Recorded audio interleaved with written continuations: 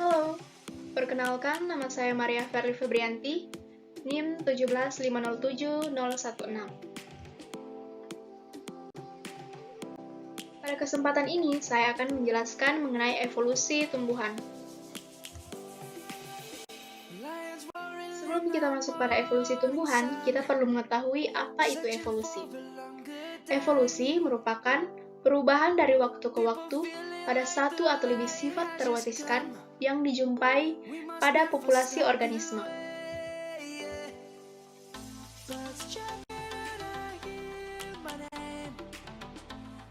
Asal mula tumbuhan. Selama beberapa dekade, para ahli sistematika telah mengakui bahwa alga hijau adalah protista fotosintetik yang paling dekat kekerabatannya dengan tumbuhan. Para peneliti telah menemukan homologi antara karyofita dan tumbuhan. Di antaranya, yang pertama, kloroplas yang homolog.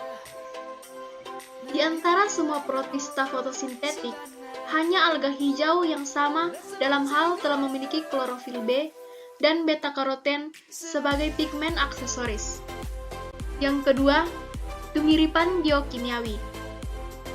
Alga hijau dan karyofita adalah yang paling mirip dengan tumbuhan dalam hal memiliki komposisi dinding sel. Terdapat selulosa yang merupakan komponen struktur dinding sel pada sebagian besar alga hijau. Yang ketiga, kemiripan mekanisme mitosis dan sitokinesis. Saat pembelahan sel pada karyofita dan tumbuhan, seluruh selubung nukleus menyebar selama akhir profase, dan gelendong mitotik tetap bertahan sampai sitokinesis dimulai. Pada beberapa karyofita, seperti tumbuhan, sitokinesis melibatkan kerjasama dengan mikrotubulus, mikrofilamen aktin, dan vesikula dalam pembelahan suatu lempengan sel. Yang keempat, kemiripan dalam ultrastruktur sperma. Dalam ultrastruktur sperma, karyofita lebih mirip dengan tumbuhan tertentu dari alga hijau lainnya.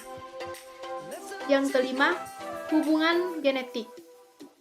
Para ahli sistematika molekuler telah memeriksa gen nukleus tertentu dan RNA ribosom pada karyofita dan tumbuhan.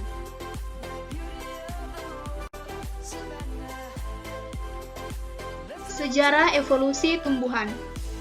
Catatan fosil menunjukkan ada 4 periode utama evolusi tumbuhan, yaitu periode pertama terjadi pada masa Ordovisium pada zaman Paleozoikum sekitar 475 juta tahun yang lalu. Periode kedua evolusi tumbuhan adalah tumbuhan vaskuler yang terjadi selama masa Devon awal, sekitar 400 juta tahun silam. Periode ketiga dalam evolusi tumbuhan dimulai dengan kemunculan biji.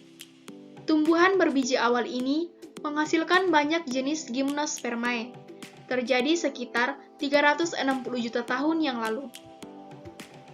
Periode keempat dalam sejarah evolusi adalah munculnya tumbuhan berbunga selama masa awal Cretaceous pada zaman Mesozoikum, sekitar 130 juta tahun silam.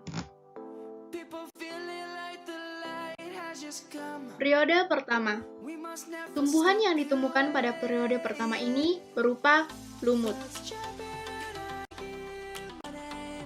Periode kedua, tumbuhan yang ditemukan pada periode ini adalah tumbuhan paku-pakuan.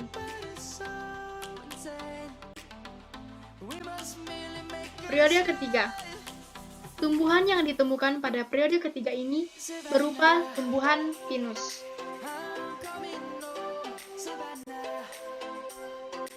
Dan periode yang terakhir yaitu periode yang keempat. Pada periode keempat ini, tumbuhan yang ditemukan berupa tumbuhan berbunga.